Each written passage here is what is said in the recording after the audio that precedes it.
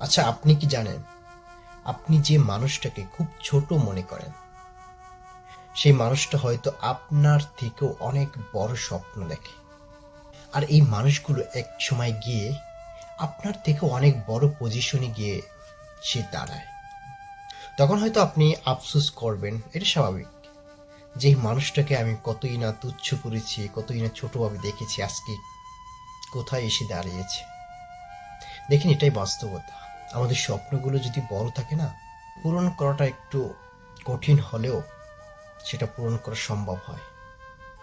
কিন্তু আপনারা যদি ছোট স্বপ্ন দেখি, ছোট স্বপ্নের ভিতরে চেষ্টা কম থাকে, আর বড় স্বপ্নের ভিতরে চেষ্টা বেশি থাকে। ছোট স্বপ্ন চেষ্টা কম থাকার কারণে হয়তো অল্পতেই শেষ হয়ে যায়, আর বড় স্বপ্ন চেষ্টা বেশি, যার কারণে সাফল্যতাও বেশি। কখনো কাউকে তুচ্ছ করে দেখতে নেই। যে মানুষটাকে আপনি অথবা আমি তুচ্ছ করে দেখি অথবা খুব ছোট করে দেখি, এই মানুষটাই দেখবেন এক সময় গিয়ে অনেক ভালো একটি পজিশনে গিয়ে দাঁড়িয়েছে, যে পজিশনটা আপনি কখনোই আশা করেননি।